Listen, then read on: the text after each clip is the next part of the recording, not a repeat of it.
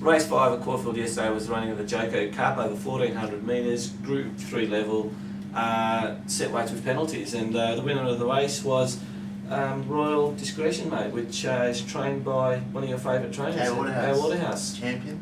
Yeah, look, Royal Discretion's win was very strong yesterday. He's always been a horse that's been thereabouts, probably a little bit in and out, been hard to catch at times, but he followed a trend for the Waterhouse stable this time in Melbourne. They're having a lot of success this year, and in the past years, Gay's done very well at the Sydney carnivals, and then the horses have sort of lost a leg when they've gone down. Yeah, but there's been a reason for that, right?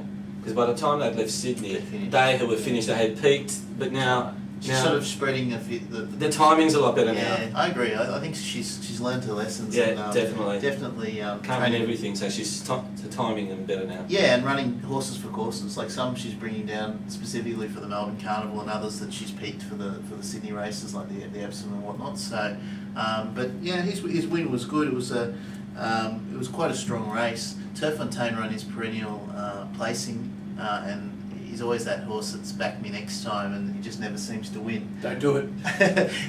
You'll go to the poorhouse pretty quickly if you keep following him. But you know, he attacked the line fairly well, and he gave a good sight yesterday. There was a couple of others in that race that are probably worthy to highlight. Sniper's Bullet's effort was very good. I thought that he hit the line strongly, and I could see him running a really good race in the mile at the end of the Emirates. Yeah, I agree. I reckon he'll be really hard to beat in a race like that, because he's a high class horse, and he finishes his races very strongly. So provided if things keep ticking along up until then, I'd give him a good hope. Murder Jill, I think I'm a bit lost with that horse. I really like the horse as an individual and as a stallion prospect. I think that he's such a beautiful horse, and he's got such a great pedigree. But he just he struggles to win, mate. Like I mentioned earlier, he hasn't won a race since his 2-year-old season. Yeah, it's his 2-year-old season. Yeah, it's a very long time. He did put in some encouraging efforts during the autumn, though. Well, in the winter he ran second to Apache Cat and Doom 10,000. Yeah, although beaten 4 lengths. Also racing to win, I think. Ran second to Racing to Win in the All-8 Stakes. Yeah, I mean that's pretty good form, you know. Yeah. So Racing to Win's a very, very good horse, and you know, if he'd struck an easier year, he might have won that race. You know, so I don't know. I think that I wouldn't have taken him down to Melbourne, because last time they took him down, he just failed abysmally. So I probably would have just kept the horse in Sydney. But anyway, that's what they've done. He was Group 1s, mate. They're looking for Group 1s, aren't they? Yeah, they've got to go to start. Yeah. He was disappointing. The only other horse I'll mention from the race is El Cambio, who'd run quite well first up to win. He was disappointing yesterday, but I'm prepared to forgive him one start, purely because it was Caulfield. And I just think that maybe he didn't handle the tighter track. I think he'll run better at Flemington. So I during the carnival, if I'm sure he'll be in some of the races during the carnival, I'd still stick with him, because he's a very high class horse, and he just needs a more open circuit. Sure. You got anything to add to that? Look, Royal Discretion's not one of my horses. I don't think he's any better than what he's producing at the moment. I think he's group class. He won't be winning a Group 1. I'll be very surprised if he does.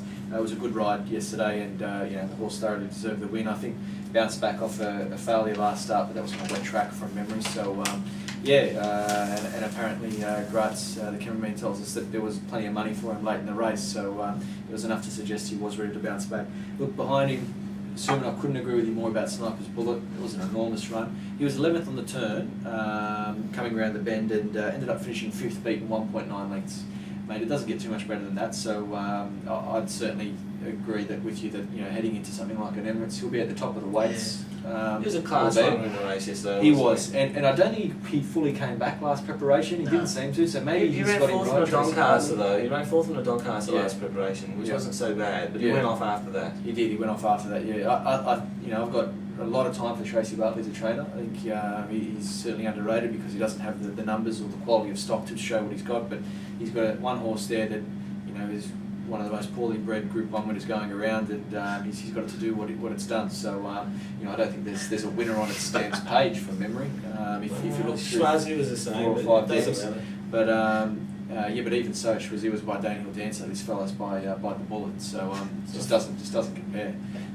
So yeah, an enormous effort by Tracy Bartley to get this horse to where he is, and hopefully he has come back for him, because I can see him, although being at the top of the weights, winning an Emirates.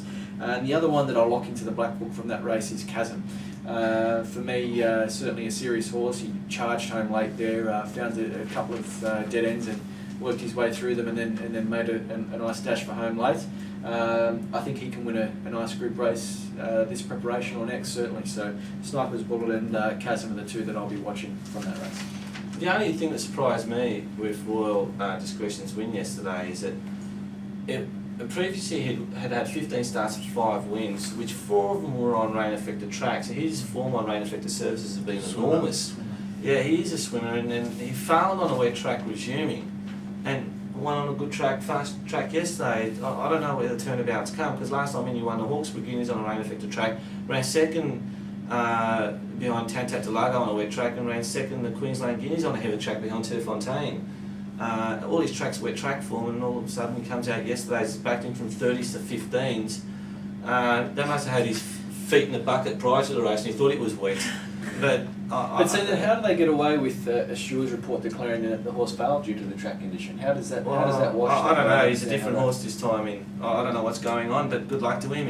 He's a funny horse, because I think he's a horse that doesn't race at Randwick from memory. What they do is, if the horse is going to race at Randwick, they throw him in the float, take him around the block around Anzac Parade, come back and walk the horse off. So he thinks he's on a different track. Yeah, well, that's not uncommon to some of the Randwick Bank trainers. Robber, the other stablemate, is completely the opposite.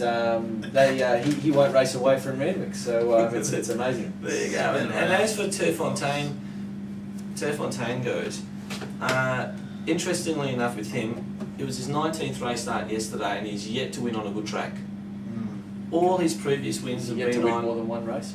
I know he's won on 3 occasions, and he's been placed on a further 8. But I think 90% of his total placings have been on rain-affected tracks. So I guess it was a good effort for him to run second.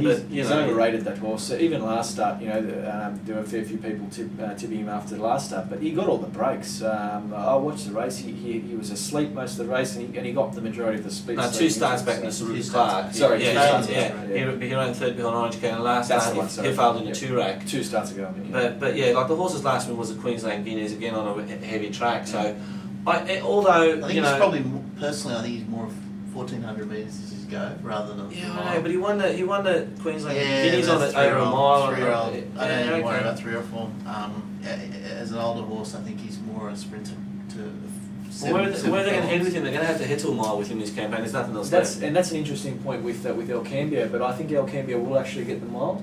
I do, and I meant to say I agree with you that he has shown enough to say let's forgive him that run and give him his chance to reproduce next start. And I do think he's a horse that with time will eventually get the mile. Yeah. Terrefontaine is a frustrating horse because his form lines are quite good. Like even as a 3-year-old last preparation, he's running around the best horse. He was really racing against the best. But he ran 3rd in the Dooman Cup behind Apache Cat and Murdergill. Yeah. But he was beaten 5 1/4 lengths.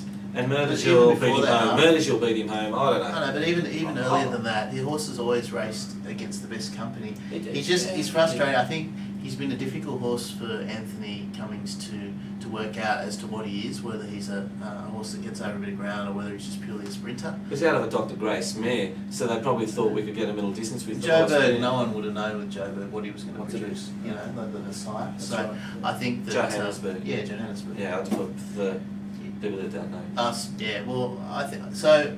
Look, I feel he's the kind of horse that one day he'll just blow everyone away and he'll win something decent. On a wet track that'll be though. I'm tipping now. Okay, well we've covered this race enough, but I agree with the boys. I think Sniper's Bullet is the one to come out of this race for further down the track this spring. So that was the running of the JAYCO. Thank you.